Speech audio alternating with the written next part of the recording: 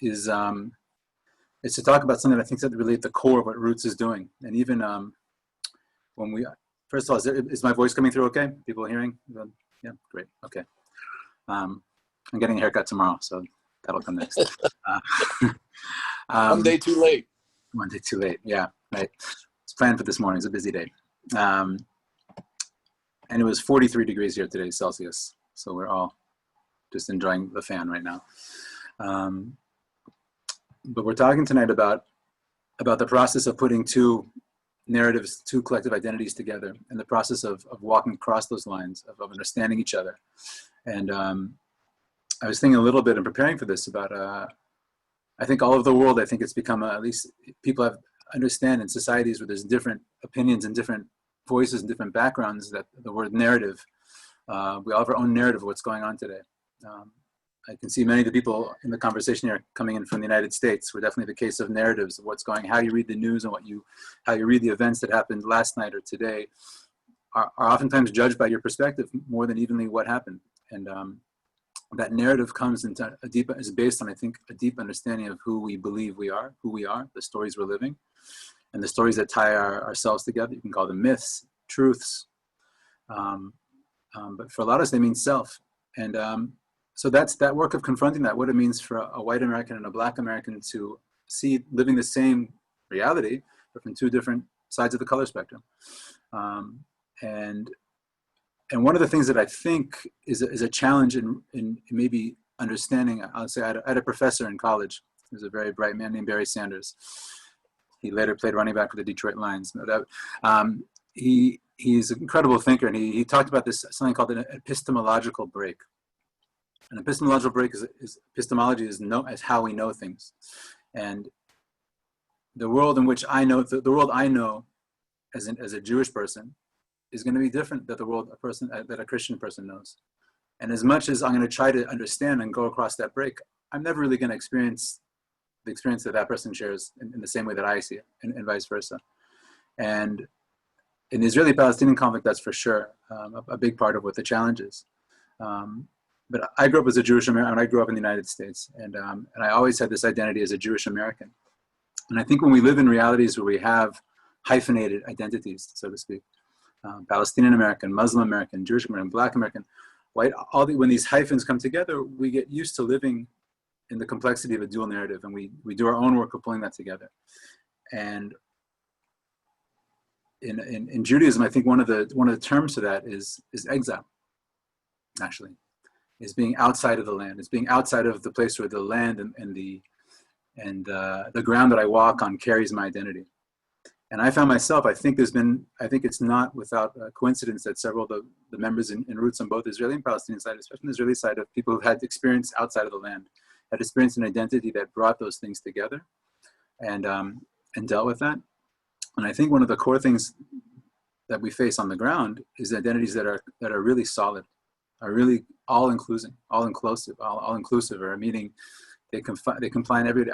I think in America, we speak of the words of identity and narratives because these are ideas for a lot of us. They're ideas, I think, as a Jewish American, as a Jew in America, you're trying to maintain this sense of Jewishness, of what that means. And the community is trying to carry that on.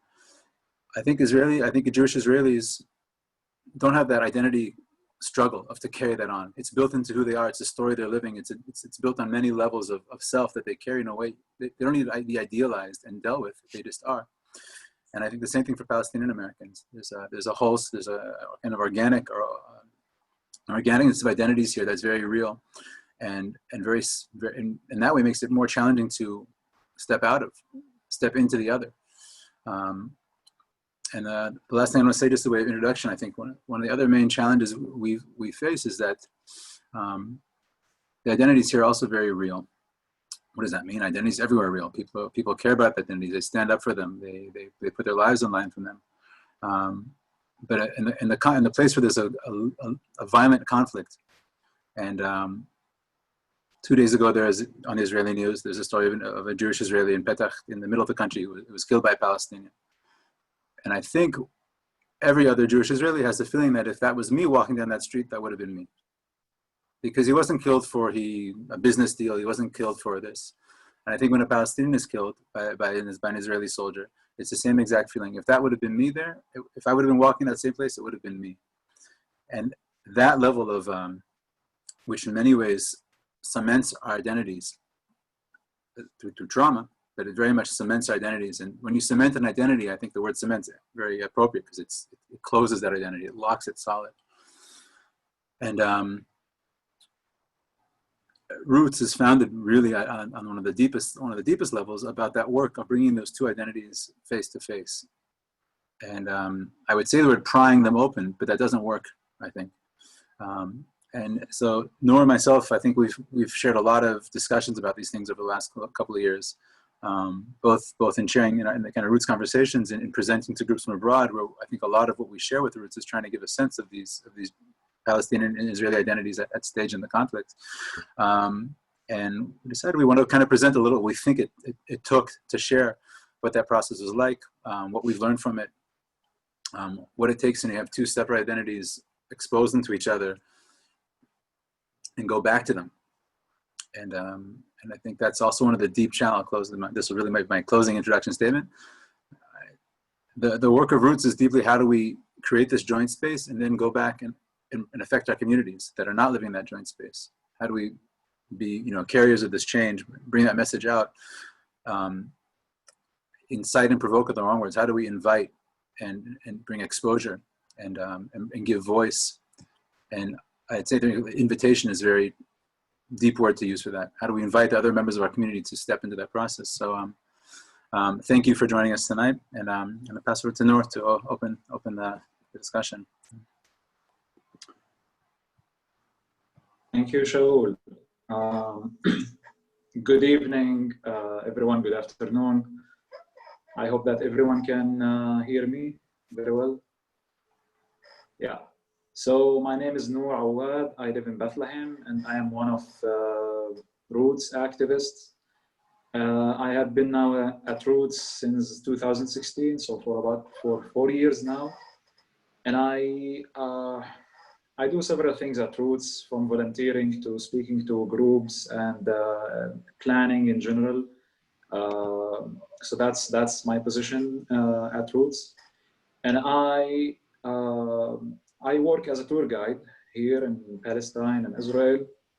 And actually, it was my job that brought me to Roots. And like I remember a couple of weeks or months when Hanan actually brought up the idea of doing a session where we can talk about narrative. I actually start to think about it. I start to imagine how this session will go. What do I really want to talk about? Because in my story, trying to talk about who I am and my background and what Roots is, I have a fixed story that I have been telling at Roots for the last 4 years. When I say a story, I mean I tell, for the people who don't know me, and I am one of the representatives of Roots, I actually speak a little bit about my background, my family, and their story in 1948. Like a typical Palestinian story, my family used to live in a village past the Green Line in Israel proper, not really far away from Bethlehem, and then they had to leave during the war. They became refugees, and my parents, who were born later in Bethlehem, they at some point decided to leave the country, and I was born outside of Palestine. I was born in Jordan, and then in 1990s, my family decided to move back when the Oslo Accords were signed and the peace process started, and they hoped for a better future. So I tell a little bit. That's basically my story. When I talk about myself, I speak about the background of my family and who they are, where they came from, and I also talk about my experience during the second Intifada. My experience living here before the Intifada, even if I don't remember a lot, and I was young. I was born in 1991. I remember I have few childhood memories from the 90s, but I also feel I remember it very well. I remember when life felt for me like very normal. My father used to work in Jerusalem. I didn't really My first years living here in Bethlehem, I didn't really encounter the conflict or the occupation. I felt like I'm having a normal life. And from there, my experience changed, completely changed, and was affected when the second uprising started, when the Intifada started, and the peace process broke down. And I describe this time how it affected the way that I see Israelis, the way how I actually also see the world around me, not just the way how I think about Israelis, but the way how I see the entire world around me. And you know, maybe kids at my age we're not really focusing so much on political events here or worldwide that was happening. But I was thinking about it a lot, and I felt like how it had like an effect on my life, from like 9/11 to the war in Afghanistan and the war on Iraq and the second Intifada here, and growing up during all of this time, and think about the situation, the life that I have in Palestine, and the situation in general, and what the future could be. So that's like the second part of my story. And then I go to the third part of the story, in where basically I start to talk about like, growing up and going in the education system here when I decided to become a tour guide.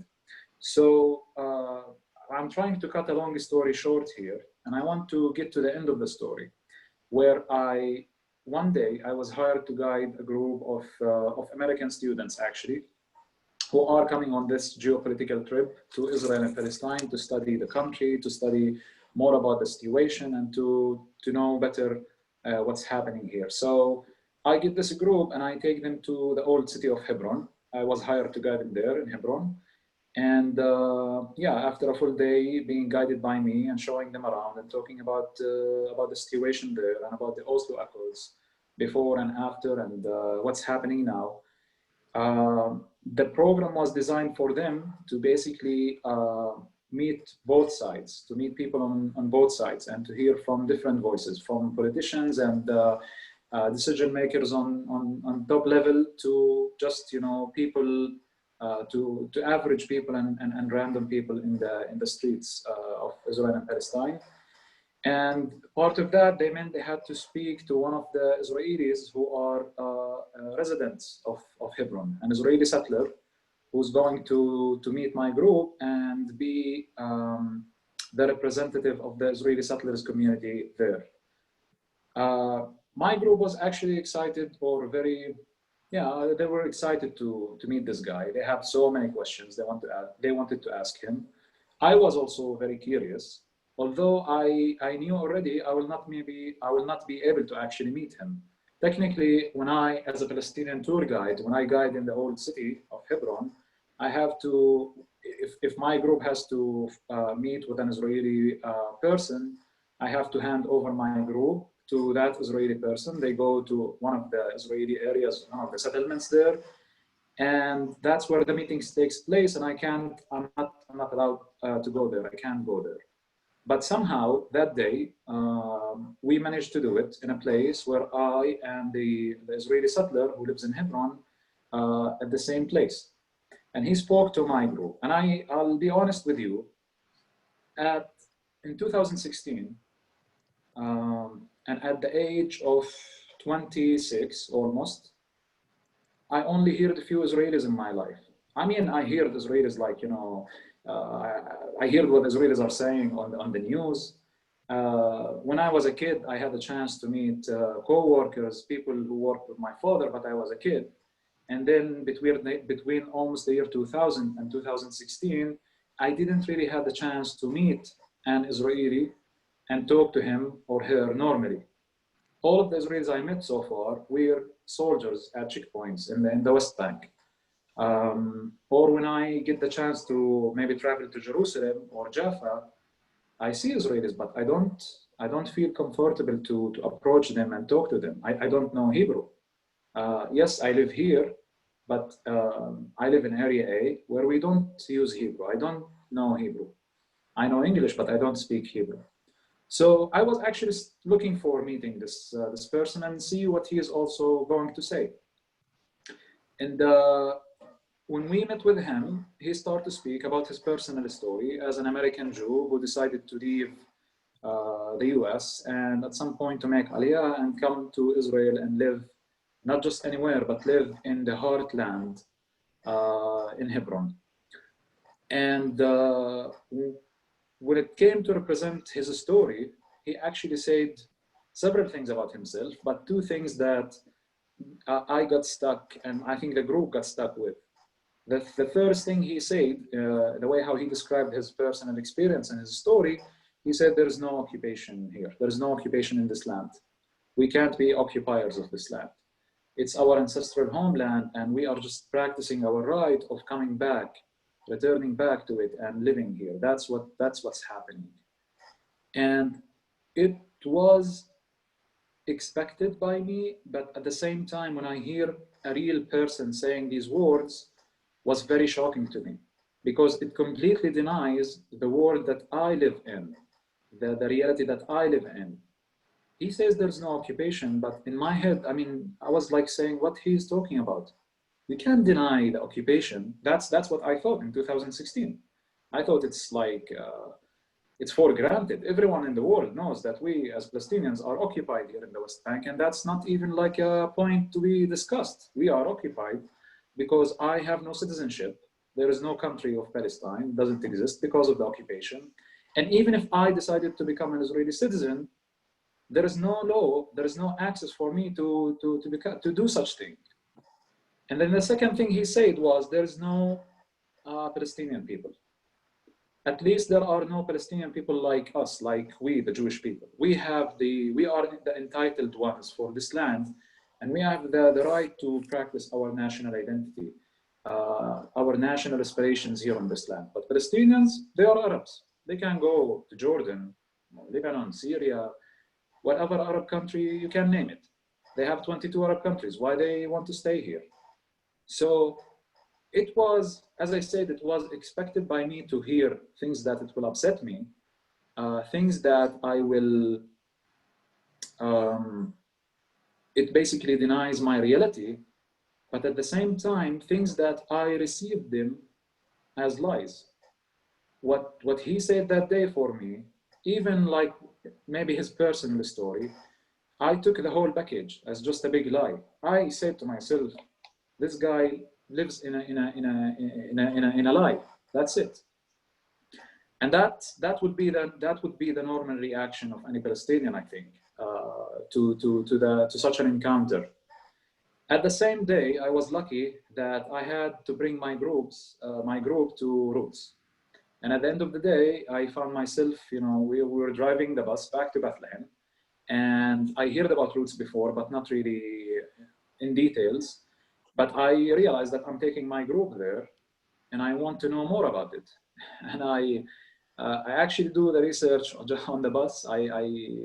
I took my phone out and I called the tour operator, and I remember myself asking him, what is Roots? It's not really clear to me. I thought we are meeting as another settler who lives in Gush Etzion area. Gush Etzion located between Hebron and Bethlehem. And he said to me, yes, you are meeting someone who lives there, an Israeli settler, but he's going to talk about this organization that works for peace between Israelis and Palestinians. And that was shocking to me. Literally, I mean, I couldn't believe. I was like, are you even serious? He said, yes. And I was wondering in my head, who are those Palestinians who agree to sit with settlers in the area of Gush Etzion talking about peace? Are they really serious? And I went there looking for actually the Palestinians. I was waiting to see a Palestinian person there to talk to him or her and really understand what's going on there. But I found no Palestinian. For some reason, the Palestinian activist, Ali, wasn't there, but I found Rabbi Hanan. If some of you know who's Hanan Schlesinger, one of the activists of Roots, I found this man who's supposed to talk to my group now and to tell us about what this initiative is. But Rav Hanan, first of all, he told us about his himself, about his story.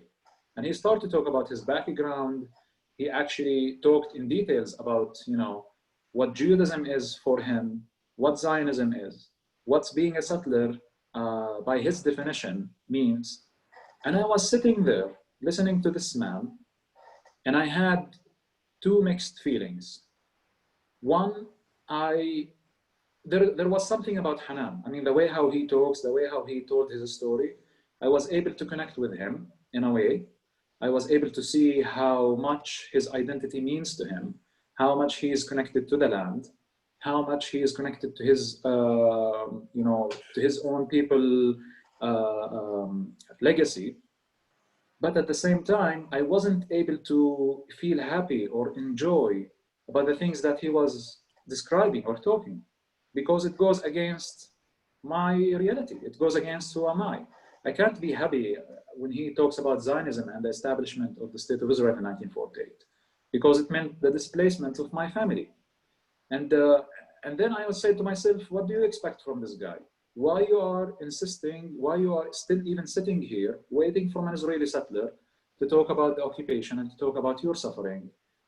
He will not do that. Give up, I told myself, and I told myself I maybe should go out, leave this meeting until, you know, the group finishes and they will come back to me. But I didn't. I sat there because I think part of me wanted to hear something different than I heard in Hebron. And there it was. Hanan started to actually speak about his experience, about a process that he went through, realizing that yes, he lives his own truth. He lives his Jewish Zionist truth on this land. But there is another truth. There is another reality just next door, that he was blind by the power of his story. He was blind from seeing it. And that there was something there. There was something shocking to me. The way how Hanan described it, the way how he said that I was blind, that's what I felt exactly I want to tell the group about the settler in Hebron. I felt I wanted to tell my group that that man who lives in Hebron, who spoke to us about his story, who denied completely my reality, he was just being, you know, blind. And Hanan, instead, actually, he spoke about his process getting to know Palestinians, his process getting to know the situation that we live in. Of course, it wasn't easy. It took a couple of weeks, you know, being in a kind of like in a shocking situation, realizing that a whole reality exists just, you know, a few miles away from him and from where he lived all of his life. And so I went back to Bethlehem, thinking a lot about what Hanan said. And I realized with the time that there are two important elements in Hanan's story that made me think about it and not just, you know, throw it behind my back and forget about what who I just met. The first element I usually say is that there is this level of recognition that I encountered, that I heard from Hanan. It's not just a recognition between governments. It's not a recognition between, it's a recognition between people and between identities, between faith and religion. And that's very important. That's something that we still lack until now. And when I think about it today, I think I'm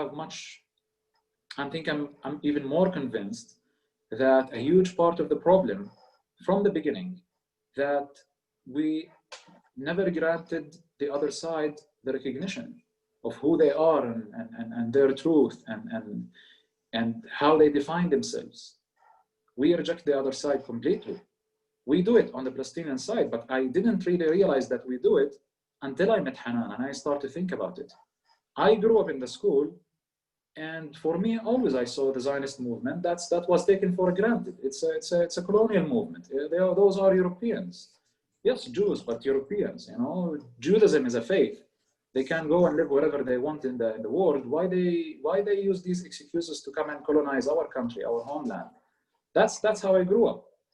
I didn't realize that by believing this way, by growing up this way, I am not granting the other side the recognition that they need.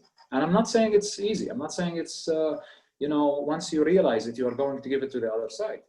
Because it becomes like, if I'm recognizing who the other side is, in a way, I'm denying myself. I'm denying who am I. And I actually came to face that. I came to face that later when I joined Roots, and after when I discussed with other Palestinians and when I discussed with other Israelis. And it's not, as I said before, it's not as easy as it sounds, maybe. And the second thing that Hanan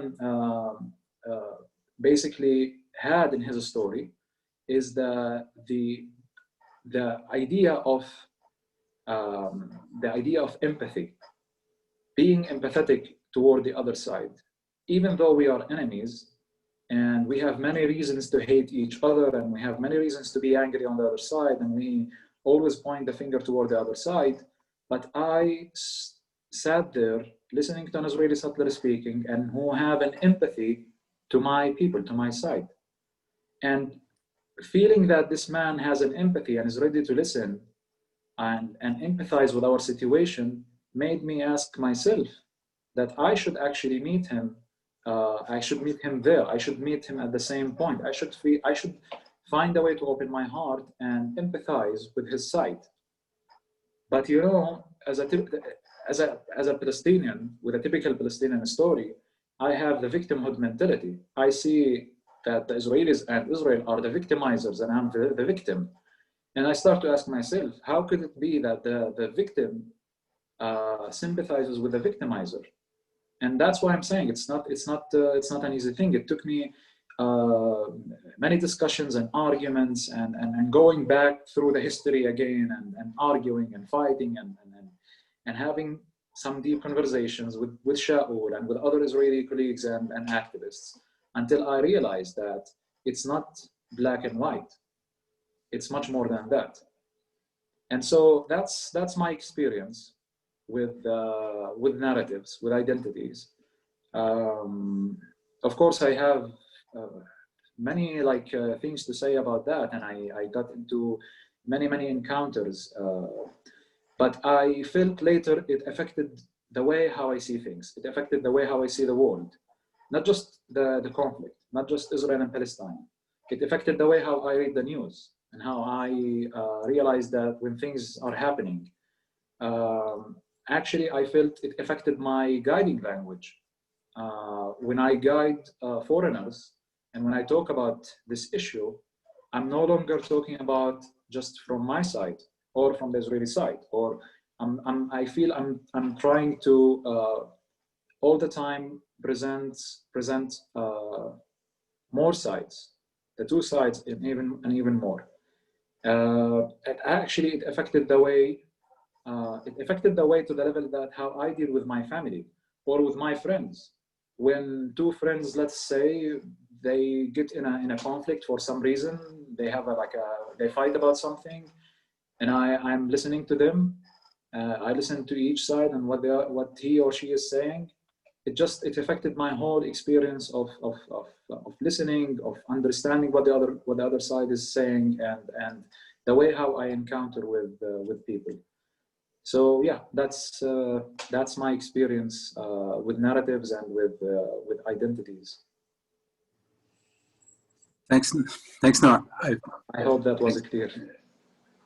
I hope that was clear. It was clear to me. I think we're going to do, I also forgot to say at the beginning, just in terms of format tonight, because normally there's a Hanan or somebody else facilitating the conversation. I'm going to also share now kind of some reflections on what Noor said and also kind of my own thoughts. But regarding, and then we'll move into questions and open discussion. But in terms of keeping track of questions after we finish, is if people could just either write their question in the chat or just say, I have a question, and then we'll come to you, and just in the order that things show up in the chat, we'll do that. So I wanted to, narrative, why, this is, anybody looking at this conflict can see there's the Israeli-Palestinian conflict. Those words are written in many journals, articles, books at this point. They're part of the discourse. How can it be that an Israeli could say there's no such thing as a Palestinian? How can it be that a Palestinian can say there's no such thing as an Israeli people? These are very common statements in here, in this land, in this conflict. The level to which we are deeply entrenched in our identities it's important to grasp from the outside. I think that's something that foreign, looking from the outside, is very hard to get how that could be. I remember, it's there are things that are shocking. As a Jew, I was a certain part of the Jewish people. And one day I met a very educated Palestinian man. He was a refugee from 1948. He was, I think he has a PhD. He was living in Europe. And he started explaining to me why the Jews are not a people. Judaism is a religion. You can practice your religion anywhere, like what Noor said. But the Jewish people, that's a lie that the Zionists use to take the Jewish religion story and use it as a colonial entity. And over and over and had these conversations with Palestinians. Like one of the core songs I knew growing up was Am Yisrael Chai, the Jewish people live. The thing that I take the most for granted is a lie. And that's a very common experience that many Israelis engaging with the Palestinian narrative are going to face. And I think many Palestinians, like Noor mentioned, if you go online and look, that is there a Palestinian people, you'll find many right-wing groups, Israeli right-wing groups, explaining to you why there's no such thing as a Palestinian people. They're Arabs.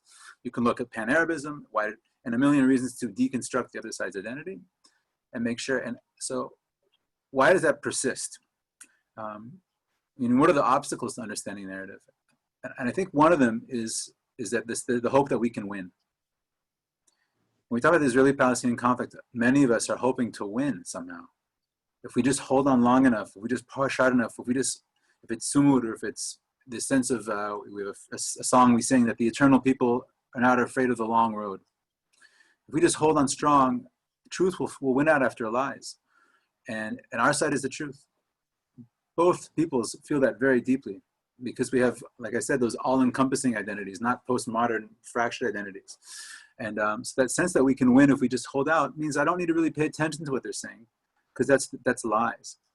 And I think that's something very common in this land, especially when we're young, but not even. I think conflicts, one thing they do is they keep us young, they keep you on guard. And so there's an easy way to stay in that blindness. And then, so I want to share a story about one of the first times that I came to try to understand the other side. It's been here, it was 2005. I was invited by a new project called Encounter to go encounter the Palestinian narrative. They brought us to hear Palestinian speakers. And if there's ever an experience that made me more right-wing, it was that. We went and heard from a Palestinian man who lived in a neighborhood called Beit Jala, which is just outside of Bethlehem. And he told us stories about how the IDF came into their neighborhoods, shot missiles into the neighborhoods, destroyed homes, and arrested children and killed people. And he gave a long, horrible, painful stories about what the IDF does to them in the neighborhood Beit Jala. Now, never once did he mention that from Beit Jala were shots fired at people like me driving home across the bridge down below. And on and on he went. And when I asked him what about the gunshots that were coming from your neighborhood down on us? Because in my story, those IDF raids were all responses to those shots. He says, no, that came afterwards. He played that all off. He kind of denied it. And I said, this is a person looking to explain themselves to Israelis, and they can't even acknowledge people were killed, shot. How many nights did I get stuck in Jerusalem hitchhiking home because the road was closed because of gunfire? And so these conversations have played out thousands of times in Israeli-Palestinian meetings. And what's going on there? Why couldn't I hear him? Why is that the story he had to tell me when he presented identity? And one thing I think about identities as Israelis and Palestinians are both when we come to meet each other, it's about the pain. It's about the trauma. It's about what we've gone through. It's what they've done to us. And when I come to meet a Palestinian, for many people at this point, it's their first time in these kinds of constructs of a dialogue meeting. It's their first chance as a Palestinian to go meet an Israeli. And it's not just like we're meeting at work or in the store, but here I'm meeting you as my national identity. I'm carrying, and I have something to tell you because you guys have done this. You guys killed him. You guys took her. You guys destroyed this. You're to blame. And there's a deep need to express that. And it's not like sharing to a visiting group from North America. It's telling the other side. There's something very cathartic, maybe liberating in doing that. But in terms of opening up a space of understanding narrative, and here's the phenomena that goes on in conflicts like this. When an Israeli tells a Palestinian about the pains that they felt, even if they do it in a very personal way, there's a constant finger pointing at a Palestinian, because the classic word that follows the word Palestinian, the associated word is terrorist. And if you, as a Palestinian, come to tell an Israeli all the things that happened to my family, and from 48 through what happened through house demolitions, and every time they're telling their personal pain, there's an implicit finger pointing at you.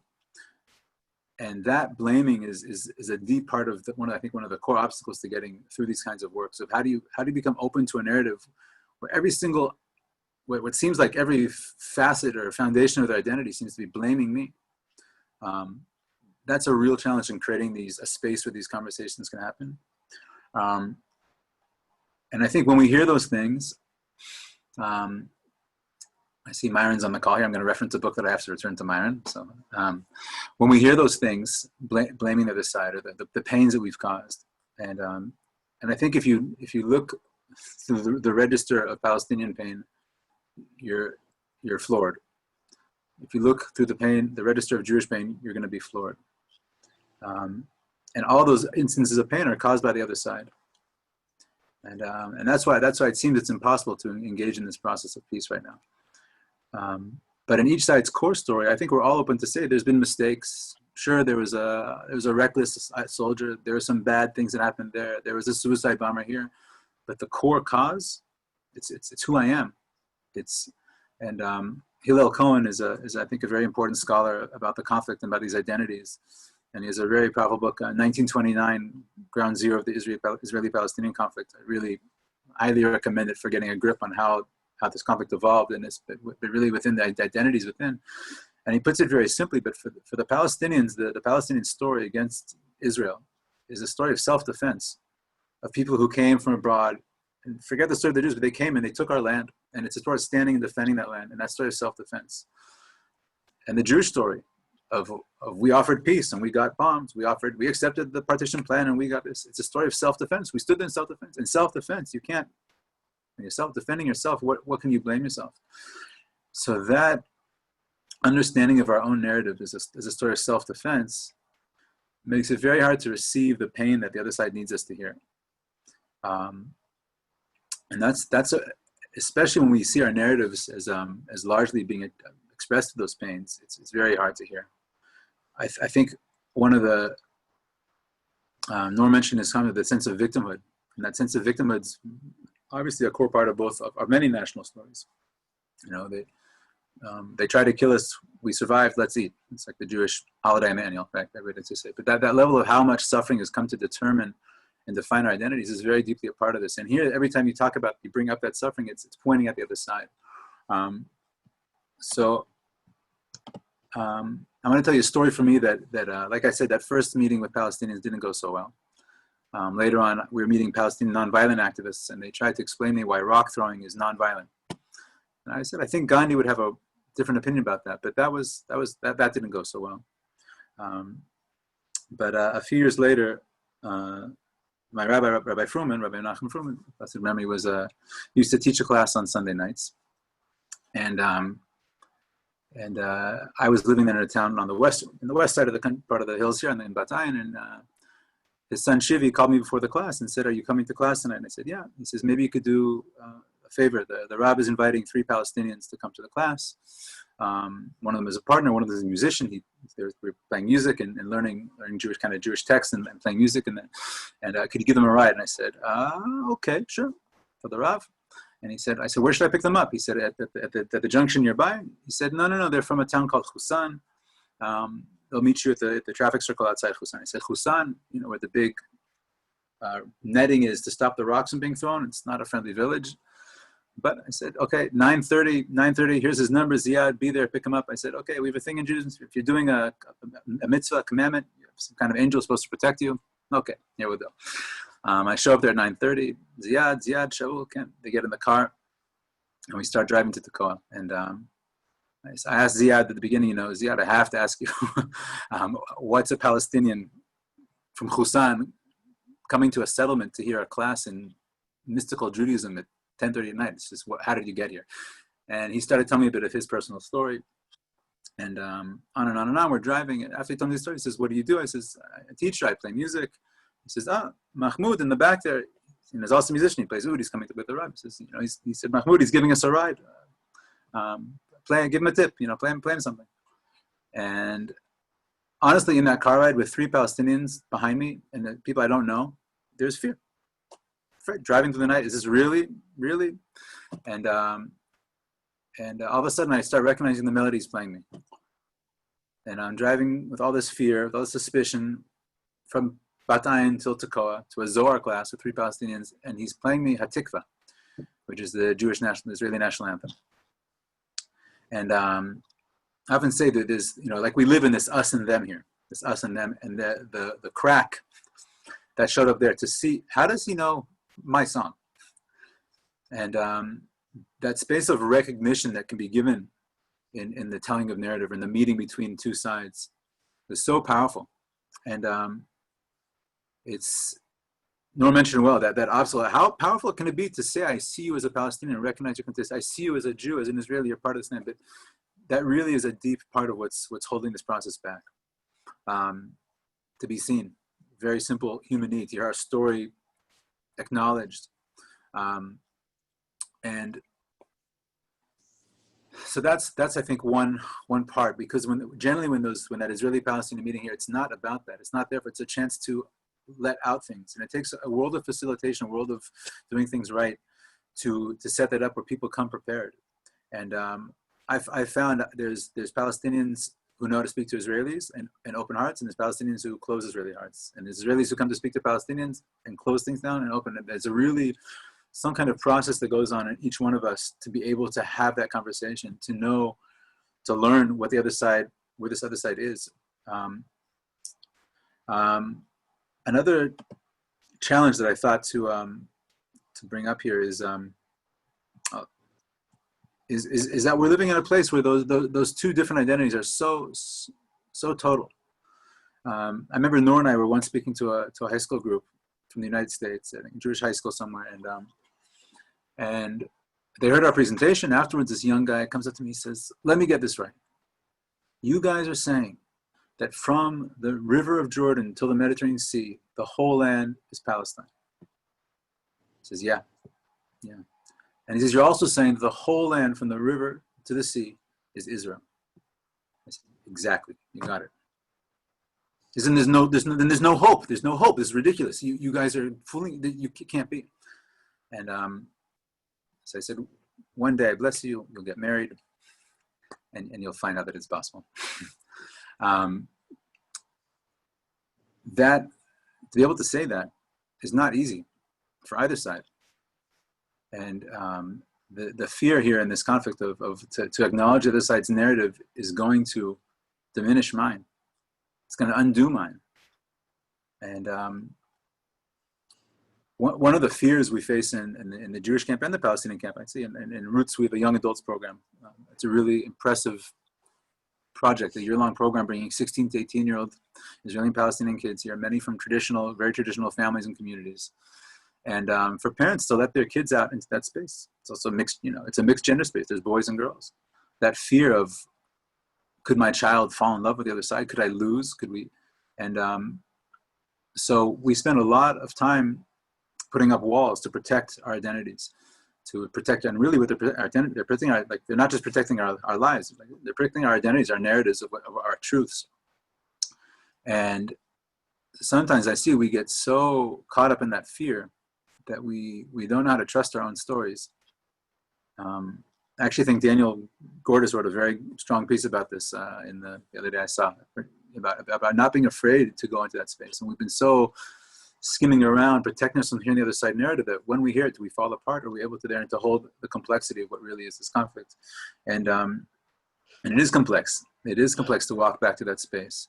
As we're moving into questions, I want to share one more story for me that was really that's been this process. And I guess before that, the first time I stepped into the land that now hosts Roots, belongs to the Abu Awad family.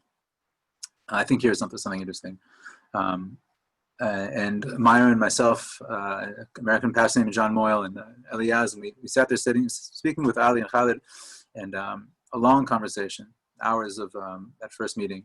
And I remember hearing when Ali was speaking, he was speaking as a Palestinian devoted to his cause, a nationalist who's devoted to his people's story, a patriot times a million, and thinking about where we stuck, a vision for the future, aware of where things have gone wrong, and wanting and moving forward. And hearing him speak, it really, I tell you, the association that came to my mind. I don't know if I mentioned this on the side. I felt I was hearing, you know, a young Theodore Herzl, or actually a little bit later in the second, you know, a young Zionist talking about how we're going to build our country. What are we going to do? That sense of commitment of devotion and self-criticism, and where we have to go. And there's something that really resonated with me in understanding what that other story is. And one thing that Ali, I think, is really, as a leader, is in speaking without that victimhood. And being able to speak, not using that chance to speak to an Israeli to blame or explain how bad you are, but to talk about ourselves and our own story, and what this land means to me. And I've heard over and over, I think that's a bit what we try to give the taste of at Roots and programming between Israelis and Palestinians is, what does this mean to you? What does that really mean? And if it's the young adults programs, people sharing what Jerusalem, what Al-Quds means for us in our national identity. Not connected to the conflict, but and to hear that story, and then you get a glimpse of it from the inside as much as you can. But I think there's something about when they resonate, and something that happens here a lot is when Palestinians hear Israelis talking about them being afraid of Palestinians. What do you mean you're afraid of us? You're the ones with the army. You're the ones with the tanks. You're afraid of us? That can't be, because it's very disjointing for an Israeli to hear a Palestinian tell them that we're afraid of Israelis. When you guys drive your cars, when you're walking around with your pistols, when the army's coming through, that fear. And that's a very vulnerable sharing. You know, in a conflict, the last thing you do is talk about how afraid you are. But that's something that I found also is a very powerful, a disarming moment of the other side's narrative. To hear your fear, you're afraid of us, we're afraid of you. That's moving to a space, I think, for me, is one of those kind of transformative moments over the narrative, where the meeting of their narrative deeply affected something inside. Because I have that patriot. When I heard Ali speak about that patriotism, or what it means to move my country, it's not just about destroying us or denying us. Or it's not just against. It's that space of being for. There's a vision of what that means. So and I think there's an inherent challenge, because in the Israeli-Palestinian meeting, we generally want to show what's wrong with the other side, but to show that wholesome story inside is something very powerful. If we can get to it, we find a way to present it. I'm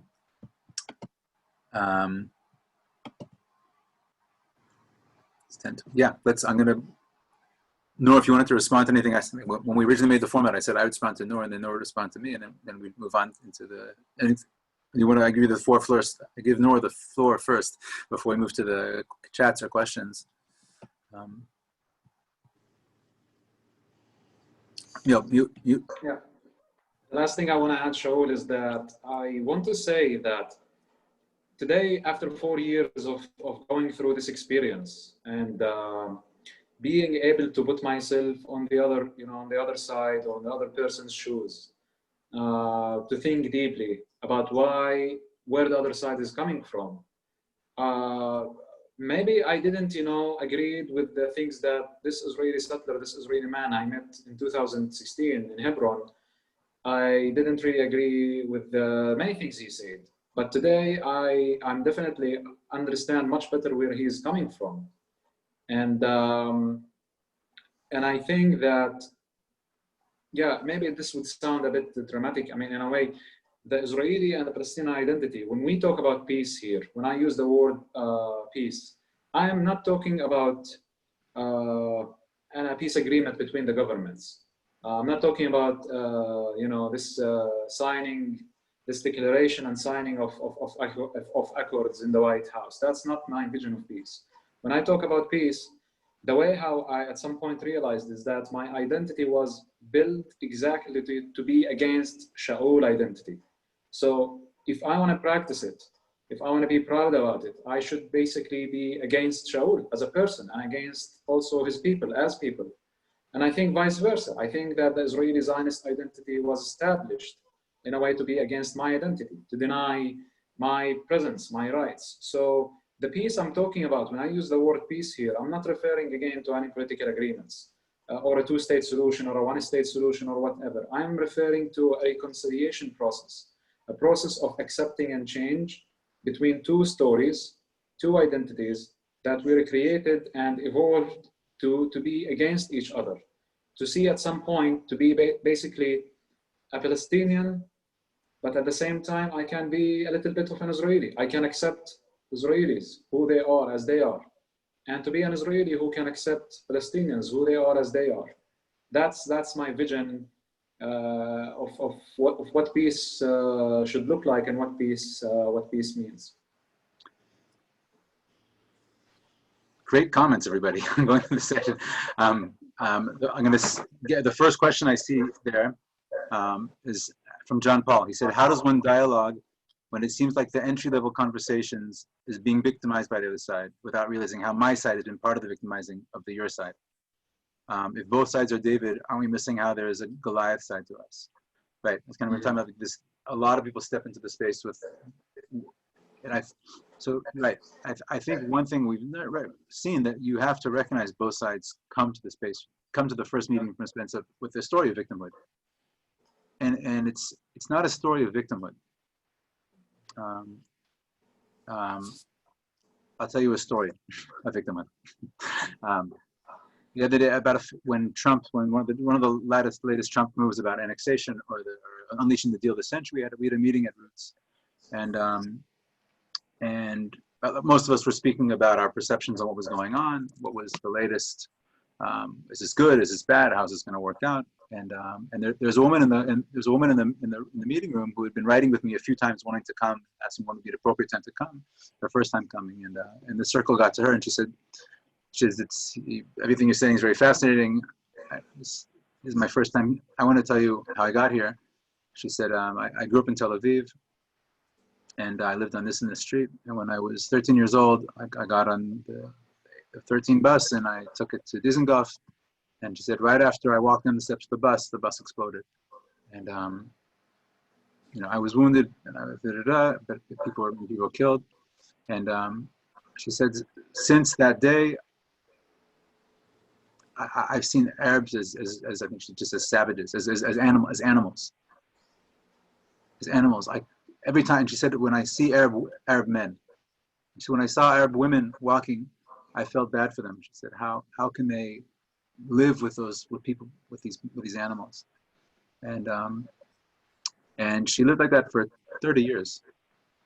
And she said, my son is now in the army. And she said, when my son turned 18, I didn't want him to go. I didn't want him to be dealing with the violence in those animals. And she said, but actually my son went, he enlisted anyway, he demanded, and he started telling me stories about stopping cars at checkpoints and the eyes of the children in the back seat looking at him. He started talking about making an arrest and being in this house with family terrified, and he has to search, and the kids are crying, and he just, and at some point, these stories from my son about the Palestinians he was meeting in his service, I said, I have, something's wrong, I have to face this. So I heard about Roots, and I'm here. And so her story is a story of victimhood, but it's not a story of victimhood. Victimhood's a coarse word. It's a story of pain, of trauma. It's of a lifelong of fear, and it's a story that most Palestinians and most Israelis carry with them. So from that space, from that personal fear, and that fear, meaning that story happened 30 years ago. But that probably means that every time she gets on a bus and she sees a Palestinian get on the bus, she goes through it again. And I imagine the inverse of that story from the Palestinian side, which there are also too many, is that every time the army jeep passes by, my blood freezes. And the army jeep passes by every day. So from that perspective, to see ourselves as Goliath is tremendous.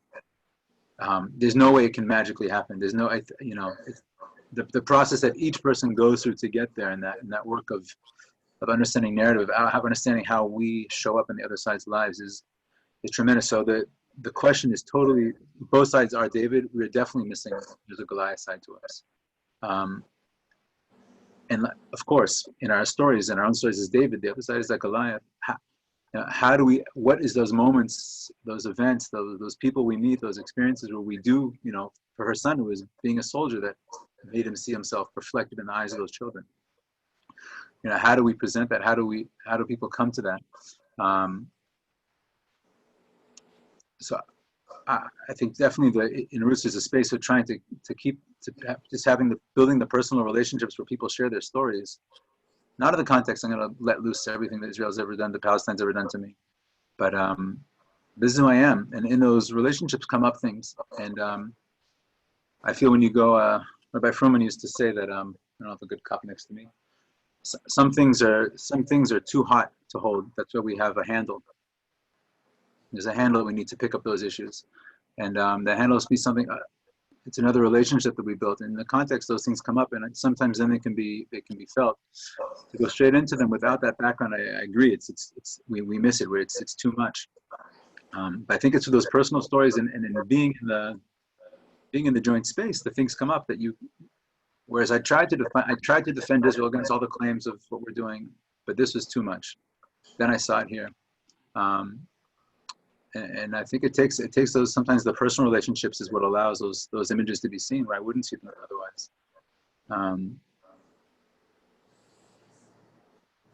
Shaul? Yeah. I actually, I'm thinking about something that I want to share with you and the others.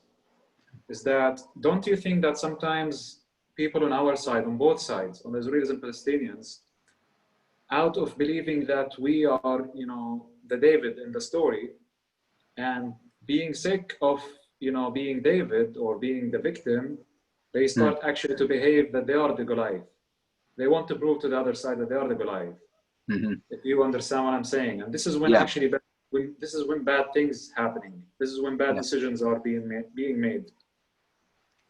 Yeah, absolutely. I think that search for power, that both people, somebody in the comments mentioned it being a one-sided conflict, but I think both sides have that need for that sense of power. And you're right. I think many Israelis, that coming to power after the years and centuries of persecution, or what does it mean to be there, and that need to prove and to hold that definitely the intoxication of power is very powerful. But I think also for the most powerless groups in the conflict, it comes up. I think definitely the price tag or the hilltop youth, the kind of the Jewish extremist groups, or the stabbing attacks, the rock throwing, the car ramming, even the bomb suiciding attacks. Yeah.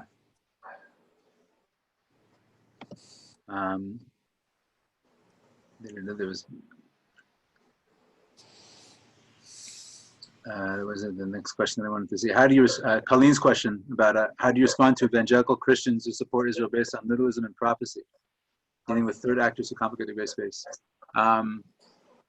There's a whole nother narrative of what's going on here. Honestly, on the ground here, it's not something that comes up very much in any kind of explicit way that I find about evangelical Christians. And I think it'll take us in a kind of a tangent from the topic, Colleen. But I'm happy to talk about it later, but I think I want to stay on the narrative, on the world of narrative issues.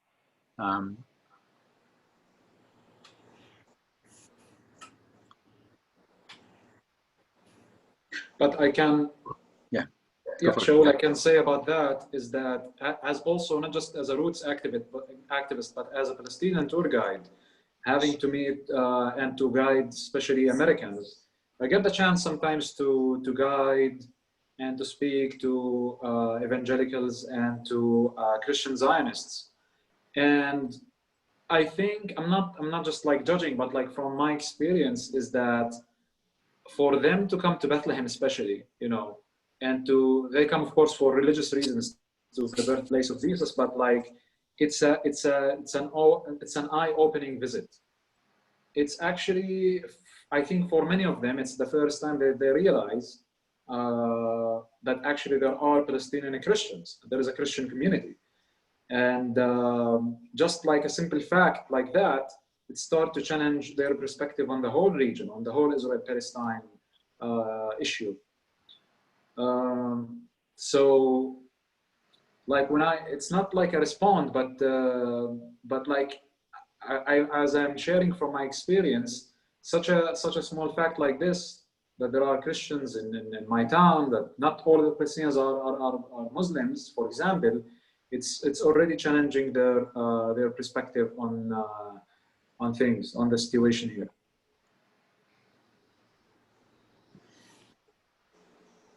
Sean asked about I mean, I see there's a conversation. I'm looking for the questions here. But Sean asked about, and Sean, it's great to see you. It's been a long time. Sean actually facilitated me through one of the most amazing conversations between 8 religious Jewish Israelis, 5 religious Muslims, Palestinians, and 3 Christians in a rainstorm in the Croatian mountains when everybody was ready to quit, and we arrived into the bunkhouse of a rather drunk Croatian in the middle of the forest who wasn't expecting us. Had an unbelievable prayer session with all of us facing different directions. And Sean brought us all back to decide we're going to keep going together. It was really awesome night. But turning into practical considerations for a peaceful, taking I kind of hear from your question, transforming the deep empathy and compassion, which is one, and also maybe his personal work, and in how to turning it into practical considerations for a peaceful future. I guess so that definitely leads into kind of other aspects of what roots work is, what needs to be done in the conflict, which is moving out from the space of individual understandings and building a narrative and transforming that into action. So Roots is, I think, working on that in 2 ways. One is within the local realm, within the communities that are involved, that where our activists live, is trying to step up and face the issues that are going on there. As much as we can, building capacity for that, dealing with the things on the ground. And there's 2 sides of that. I think one is just the solidarity of building of the trust is not just about understanding the other side's identity, but also understanding the other side's oppression, or needs, or fears, and standing with them in the particular struggle for those issues. But I will say, I'll go back to the question of practical considerations for a peaceful future for all. When we see the other side's narrative and take it in, and see this whole land, for them there's no green line, there's no line that cuts in the middle. Gaza is not a separate part of the country; it's part of Palestine, just like Hebron is part of Israel, and Jaffa and Tel Aviv and Haifa. And we come to that level of understanding of narrative, then it kind of puts you out of the normal paradigms of what peacemaking is these days, and you start looking for new solutions. There's one story about that I just want to share as a preamble to that. Is I'm used to driving in the hills of Judea with a very deep sense of being in our people's land, of this being the land where from Abraham, Isaac, Jacob. Outside my house there's ruins from the first temple period, there's buildings from the second temple kings, and I travel in this land, living in our landscape, in our people's landscape. And I'll never forget, we had a workshop with Roots, and I remember picking up Noor and Jamal and Khalid and driving from the checkpoint. We stopped from Bethlehem into Jerusalem, and driving past Malcha, which is a neighborhood of Jerusalem, which is the village where Noor's family is from, and driving on the road out to the Kastel, and driving through Ein Karim, which everybody knows has been to Jerusalem, is a beautiful neighborhood in Jerusalem, which is also a Palestinian village. And driving that car with 4 Palestinian eyes, seeing the land of Palestine, was undeniable. There's no, and it was very powerful. It was shattering, because this is Har Yehuda, this is Edge of Yerushalayim, this is Motza, this is where the Mishnah is, this is where, and experiencing that land shared. So practical considerations mean those. To make this real, those narratives of what both peoples hold have to find their expression in where we go. And in the same way that on a personal level, I think Noor and I both spoke that level of recognition of empathy, more than empathy, the recognition from the other side was a part of what allowed us to move forward in the process.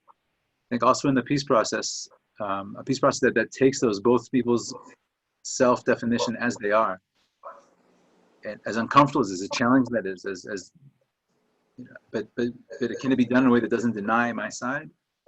If we can speak in that kind of language, if we can go there, I think that's the practical consideration for a future. Where I mean, it's on a simple level, getting out of the zero-sum game in this conflict. But I think we need politicians who can speak like that, and not speaking to our pains and our traumas, but speaking to this, which is challenging, which is it's a sophisticated language. Maybe it's, but I think it's also very simple language. Anybody who, ostensibly, anybody who lives in this land sees the other side's story imprinted here, from villages and flags and landscapes and road signs, and try as we might to write to blacken them out. They're here and they come back.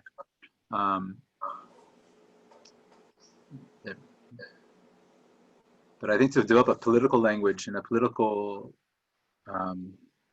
movement that can speak that way is what we'll have to kind of carry things forward, sooner or later. But it seems right now that in the world of politics, it's very much the competition. It's still a very zero-sum game there, and I don't think we can get through a negotiation process in a conflict like that.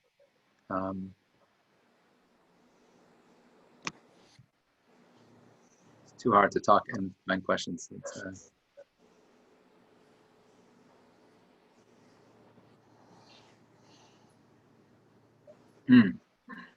How do you cultivate that? Noor, here's a question. I'm gonna ask it to you, then I'll think. How do you cultivate that empathy, but still feel like you've done justice to who you are, who are your people, and the reality of their experience? Any practical hints? Mm-hmm. How do you respond when someone says that you have no narrative, only a lie? Is there an Aikido move to deal with that? I actually recently I started to think that the negative side of having empathy is that with the other side is that I maybe started to disconnect myself from my side. Maybe because I sometimes don't agree with things that my side is doing. I'm just giving up. I'm not taking responsibility in a way. And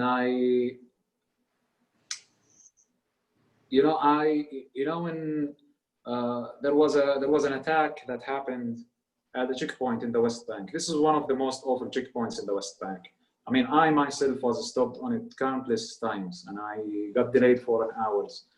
But when the attack happened, I mean, it was one of the first times that, and maybe that's a surprise for some of you, I couldn't actually empathize with the attacker, because I used to.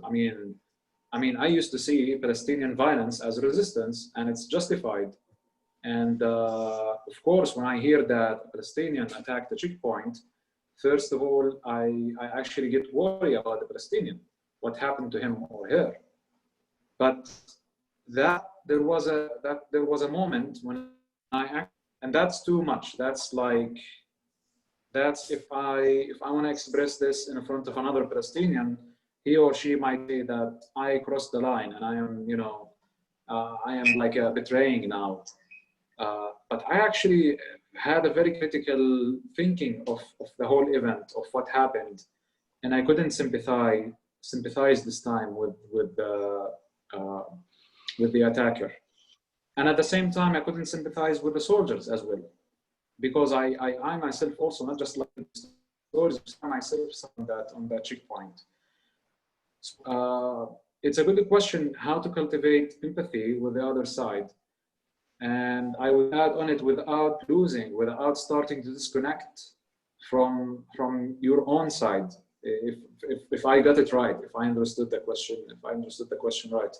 It's like it's a self-check. You have to check yourself. You have to be criticizing or critical of your own side and actions that comes of your own side, but not give up completely on the cause, on my people cause.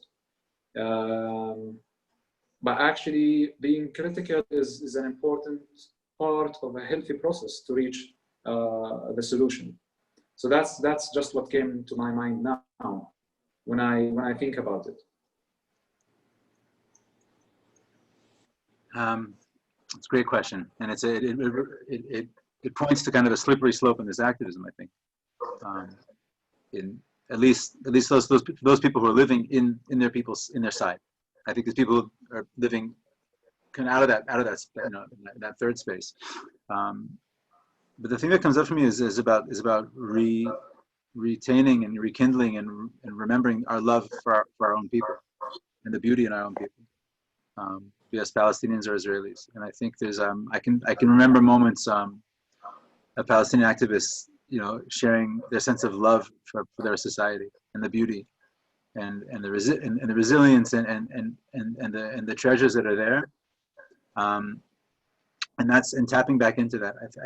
I think part of the issue with when you develop empathy for the other side's pain, like I said, in this conflict, that ends up putting fingers back at our own story. When I open my heart to the Palestinian suffering under occupation and in Gaza, people mentioning and children, and the children in that room when the soldier comes in, that's horrible. It's horrible. And it can definitely, I think for a lot of activists, we see a lot of you see a lot of people whose activism becomes against their own people. And for me, I have those moments of feeling, of shame, and it's a few weeks before Rosh Hashanah. I think shame, feeling ashamed of what we've done is part of the process of tshuva. It's part of how we repent, how we fix ourselves, to allow ourselves to feel that. But that's I'm humiliated. What happened? There was a Palestinian who was killed by a soldier about a year ago. It's a tremendous busha, shame that I feel about that. At the same time, if my activism comes just from my shame, I think my activism comes from my love and my sense of hope of what we could do as Jewish, religious Israelis, as Zionists. There's all those things, that there's a believing in the spirit that's in the heart of those words, not the shells of those words, but really in the heart of what those things carry for us, and reconnecting that. And that's something that I feel. I obviously feel passionate about that in myself. So allowing to go back to there, and I think there's definitely it doesn't have to be simultaneous at the same time. I can have my my day of pain, or feeling the pain, and letting that take me, and try to come back. There's and I think as much as we sometimes this conflict drives us to one side or the other. And here's maybe one of the advantages of being on the ground here, I guess, living the conflict, is as much as you make, they're horrible, they're horrible. They'll never change. They'll never change. It can never be fixed. There's also a simple reality of we're all living here today, and we'll be living here tomorrow. Meaning, there's people on the ground here that are living their lives, and that's where the conflict ultimately lies. So that next day will come, and that's how I think I go back from that space of empathy for the other side and coming back to my own side, in a sense. I recognize that the work lies within the people in the two sides, the two societies. When you ask your second question about how do you respond when somebody says you have no narrative, it's just a lie. That's something you hear. Is there an Aikido move to deal with that? I think, I don't know much about Aikido, but I do know that you don't go head on against that force. Right, you find the space when they've thrown their weight here. You find some way to come around, and I'm not going to those head-to-head conversations about whether Zionists are really Israelis or they're this, and bring out all the proof texts why Palestine was mentioned in the 13th century. It was even mentioned in the 7th century. I find those things don't really work generally, but in a different context of conversation, something maybe there's finding that not head-to-head way is normally where things can be better moved, and sometimes it's a long process. And some people are really good at that, and some people are really triggered by those kinds of onslaughts. And to take I have my Facebook warrior night, and I have my I'm gonna find a different way to go about this night. Nor when somebody tells you that there's no such thing as a Palestinian, there it's all da da da. Have you developed any kind of standard responses? I think that the simple answer for me would be that I don't have to go for all these historical for history and historical proofs, and just the fact that they are here. I have this discussion all the time, or I had this discussion at the beginning with some of my friends who were angry when they hear that I joined Roots and I start to talk to settlers now, and then they come up with all of this argument that there is no such thing as Israeli people. They are colonial Zionists who will go back to Europe one day.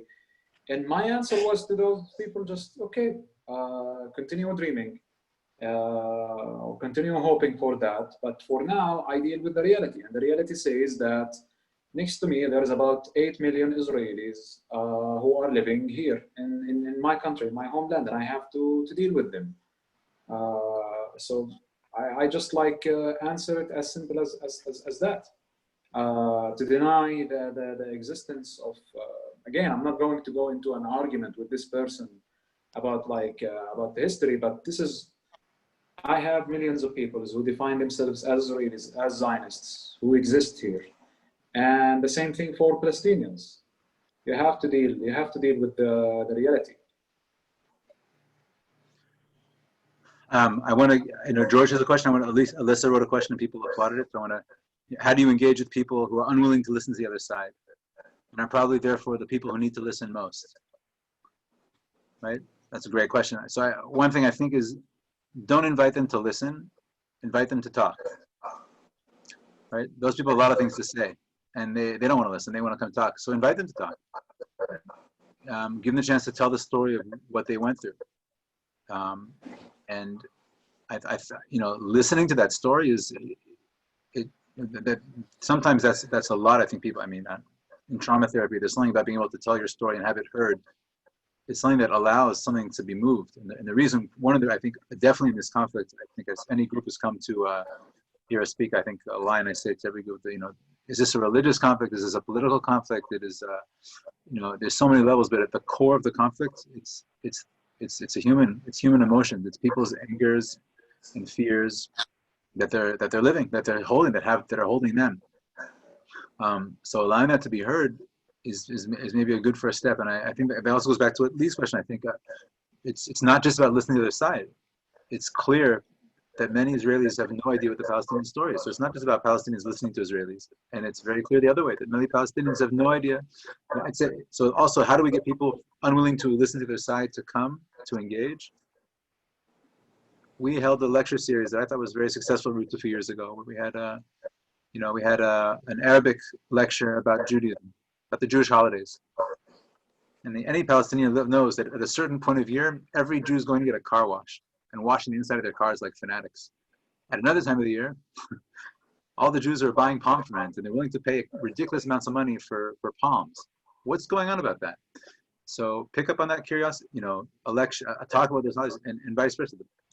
Why are there always fireworks? There's a certain day there, there's always fireworks everywhere. And the people who know, people don't know. There's a certain year where sheep are being brought out. So having topics that go to that kind of, that allow people to come in, those natural curiosities, is something that comes there.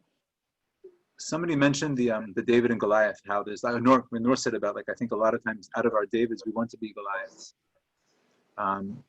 There's a phenomena right now, I point out, in kind of the extremely right-wing extremist youth on the Israeli side, who really want to feel like Arabs.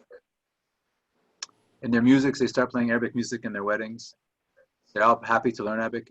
And in a sense, there's some weird crossover points here, where the people at the most extreme sometimes have some kind of respect for the other side, or some kind of other interest in the other side, that if you can bring it in, it's sometimes an opening to bring people that wouldn't necessarily come to listen, but there's some kind of natural curiosity, or some kind of natural respect, some kind of question that can happen there. So I'd say it's about giving those people a chance to speak and share, or have somebody speak on their behalf, somebody invite them to an event where somebody's going to be telling their side story in a powerful way. Somebody mentioned modeling. I will say in general, Roots, we have very few trained facilitators, and none. Honestly, we have very few trained facilitators, but there's a lot of modeling. And I think that's when people come into an open event and it's their first time there, we have a circle going around, but I think more what goes on is they see the other people that are from their side, from their town, that are already involved, that allows them to feel like coming here doesn't mean signing off my identity at the door. It means there's other proud Palestinians, there's other proud Jews here, and those people who I'm proud with are actually speaking there. What are they talking about? What's going on there? What's that connection about? So I think that modeling is something also very important. That roots how kind of to bring this to open people to that narrative, and letting people know that it's not just about listening. It's. I remember at a breakfast one time last year, one of the Israelis said, "It seems like all you Israelis are doing is listening to Palestinians telling about their suffering." And one of the Palestinians said, "What does Jerusalem mean to you anyway? It doesn't even mean anything to Jews." And this guy got to break into a 20-minute lecture about the history of Judaism, or Jerusalem for Judaism, and it was a very important conversation to have there. So giving the people that chance to share is important. George, I wanted to call in George. Question for Noor. But I don't. Let me unmute. Is that coming through? Yeah, we hear you now. Noor, one thing I'd like you to comment about, I see yourself and the other Palestinians engaged in Roots really at the vanguard of Palestinians seeking fundamental political rights of association, rights of communication, rights to say what you really think. And I think it's really important here. And I suspect that there are a lot of Palestinians that would like greater freedom of political rights. I know there was a group of Palestinians in Gaza that were arrested for doing a Zoom call kind of like this with a group of Israelis. And I first of all, really admire all of you for the courage of what you're doing. But can you comment on that? My own feeling is there's a insufficient amount of support for Palestinian rights of free expression, basic political rights. Good question. There is, of course. Like this is part of the problem that we are facing here, and sometimes the lack of our right to express our opinions comes from the feeling that the society has that we are under attack all the time. For example, like last week when the agreement was signed between the UAE and Israel, the voices of Palestinians who criticized that, everyone on the Palestinian side was criticizing what the UAE did for several reasons, but the voices that wanted to criticize the Palestinians who are criticizing the UAE also received it received a lot of attacks, verbal attacks, and saying how could we justify a wrong action being done. So it's a Palestinian problem that when one of us express a different idea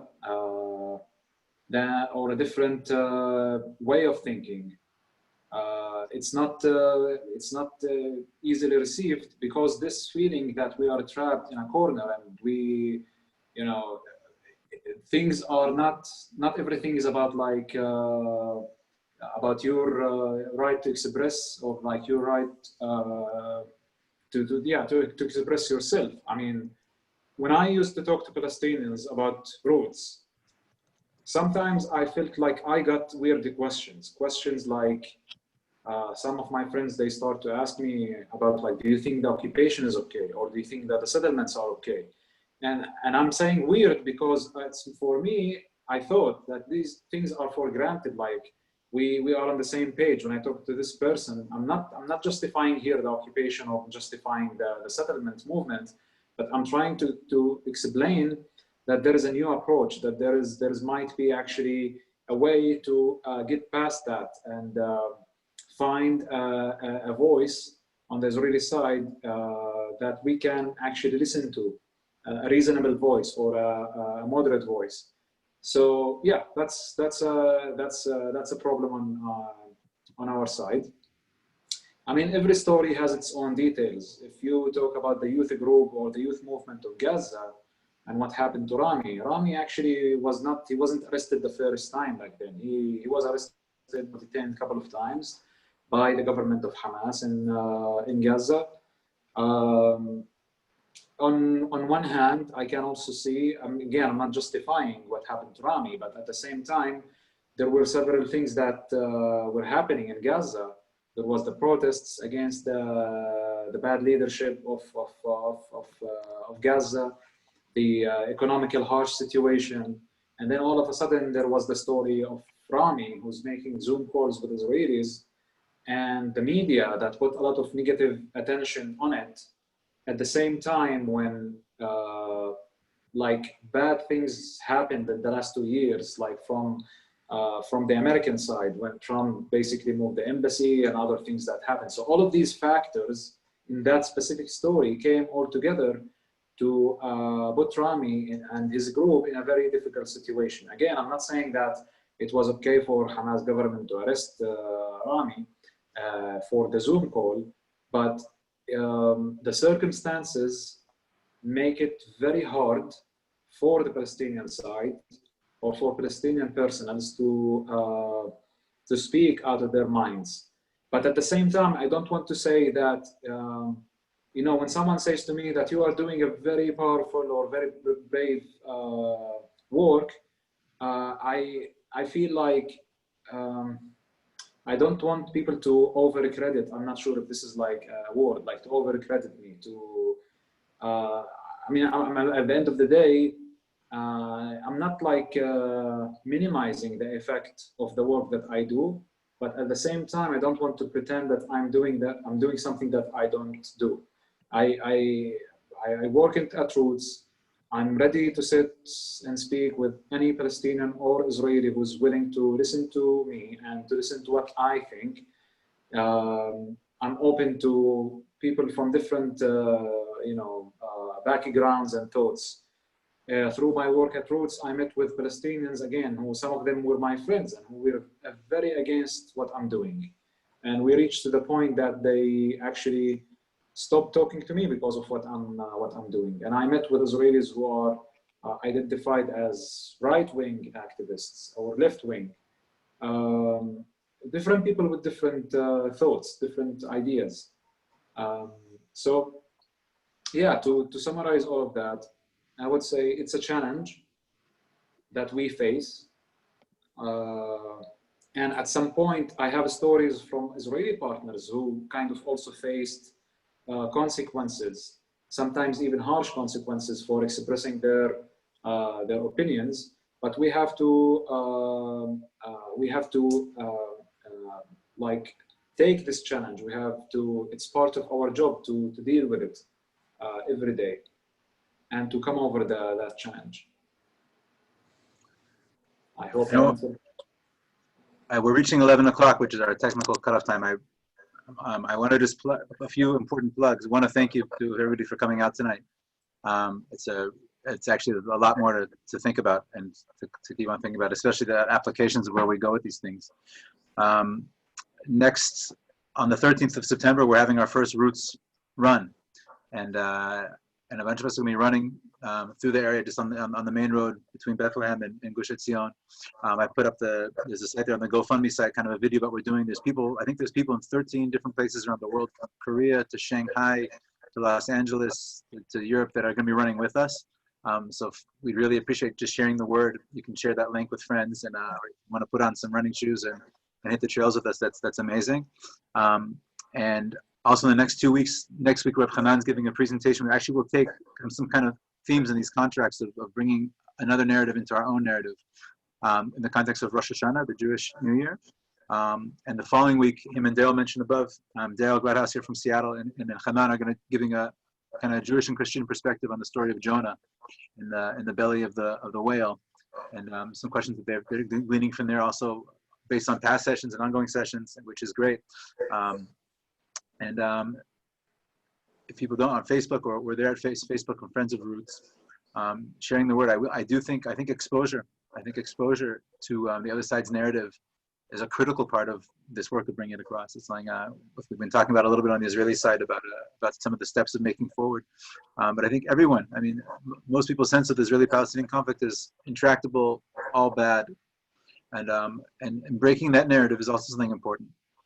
Breaking that narrative on the left and the right, and all support us to bringing those nuanced voices is something that we all appreciate everybody there who shares it and takes a step forward. So we're going to sign out. The GoFundMe link is not working. That's not good. We'll try to. Oh, let's try it again.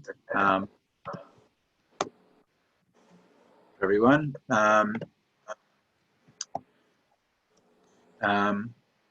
Yeah, people have, I'm also, like we said, anybody's also, the info at Friends of Roots is our email. If people want to continue the conversation, or shoot an email, and really think it's really great to see everybody here tonight and or this afternoon. Thank you.